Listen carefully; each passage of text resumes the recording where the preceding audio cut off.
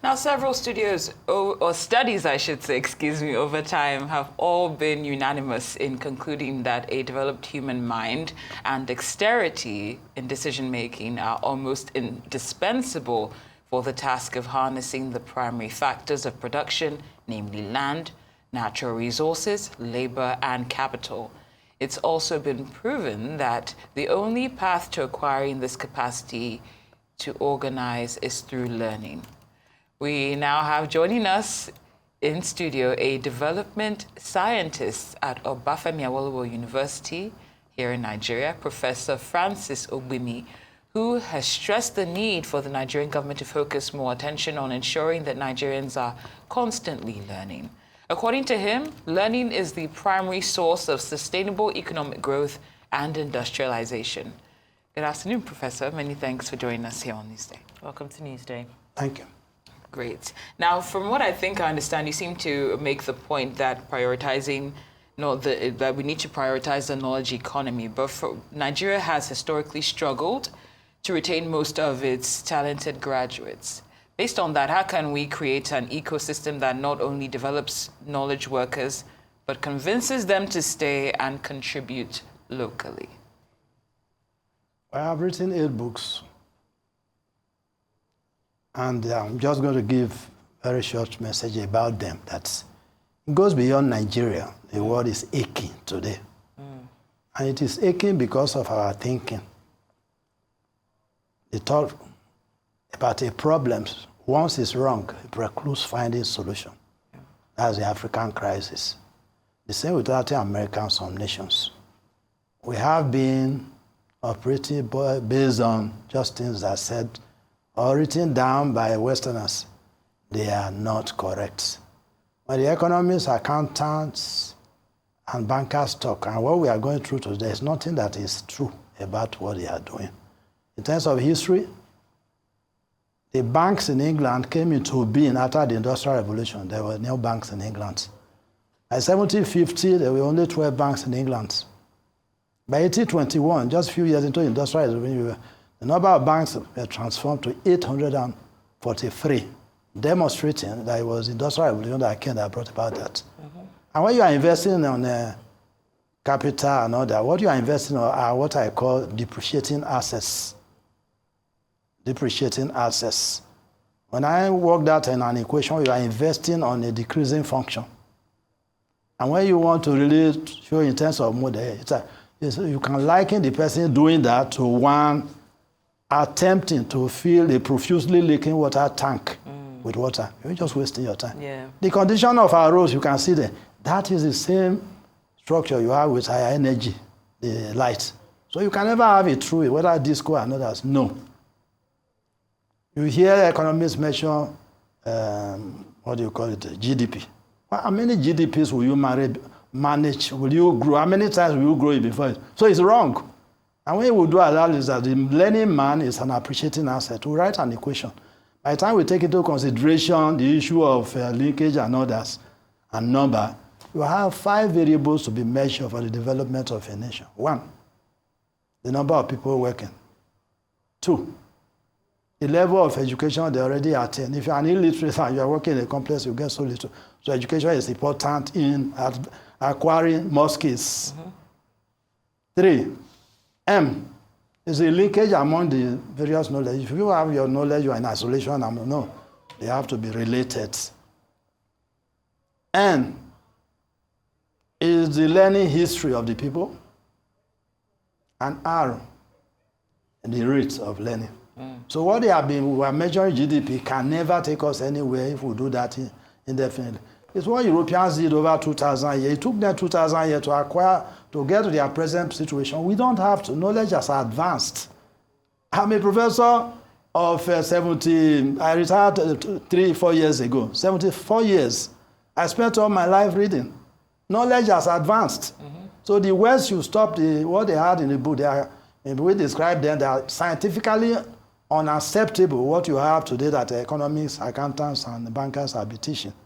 They are only being taught on ideological position. They are not issues about truth. You cannot be doing things that are wrong and then you expect progress. No. So all those have to be discontinued, not only in our educational side, but abroad. In America, the whole of 2023, we just increased interest rate. It was just guesswork. We have developed theories in this which they can read and prove. The basis of development is learning. The learning man, as I said, everyone is born as a learning baby. There's no difference. So the baby soon babbles and acquires the skills and knowledge and others to talk. The baby that fails to babble grows up to be a dumb person. So we are all the same.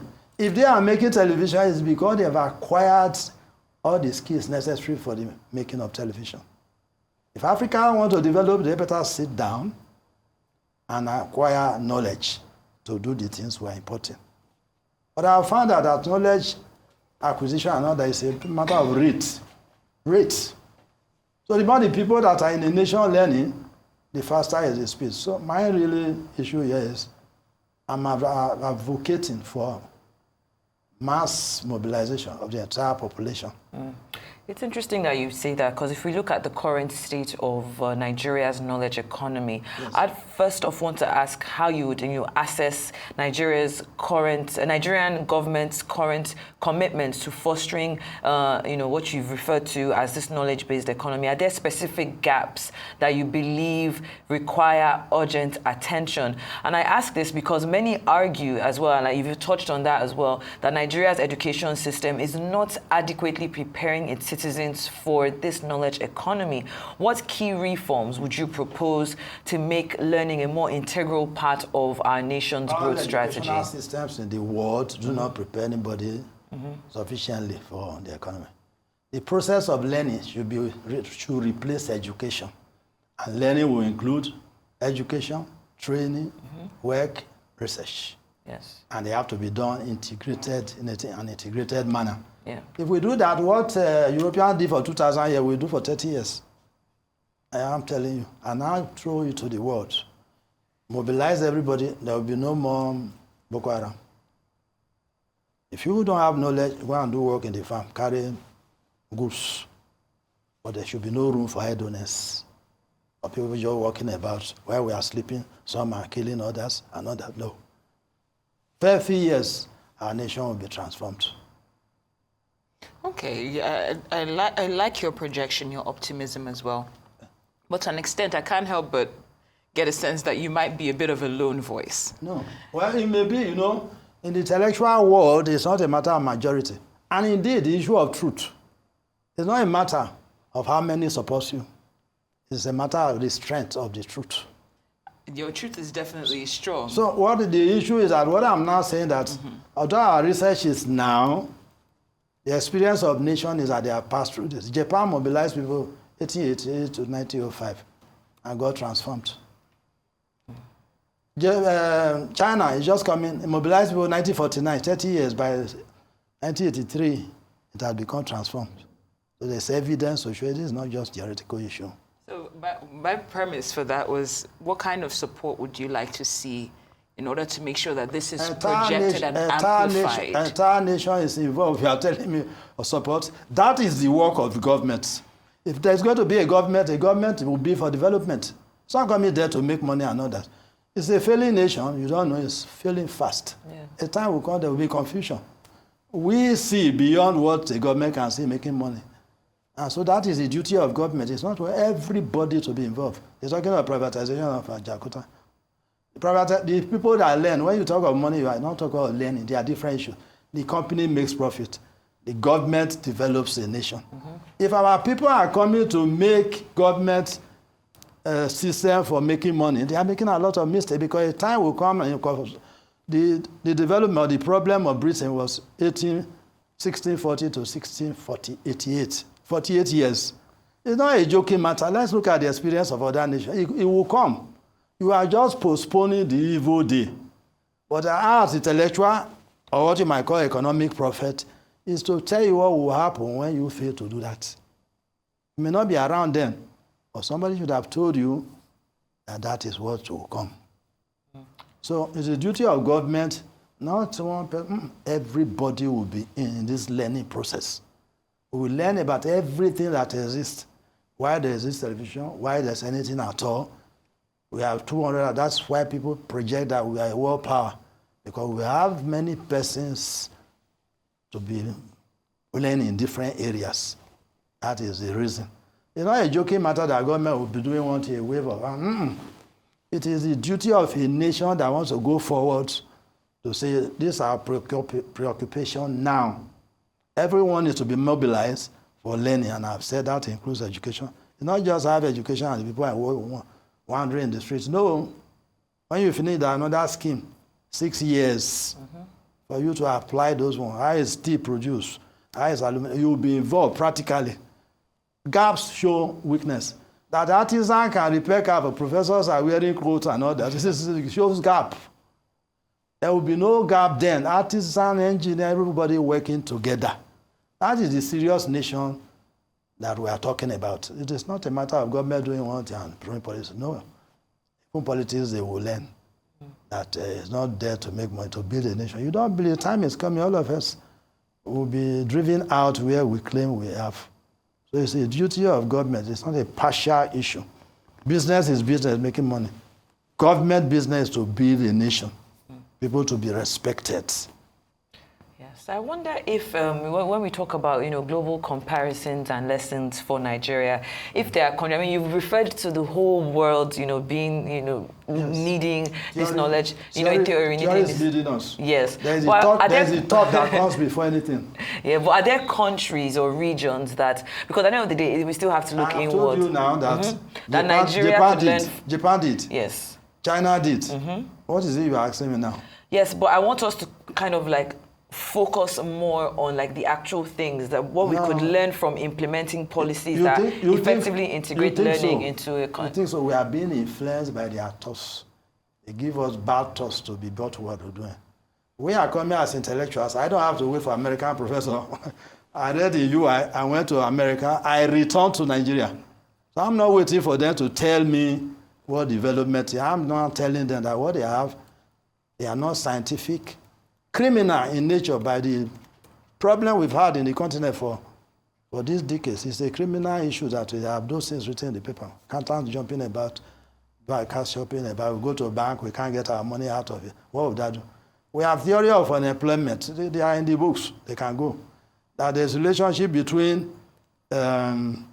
employment, production or productivity, and inflation.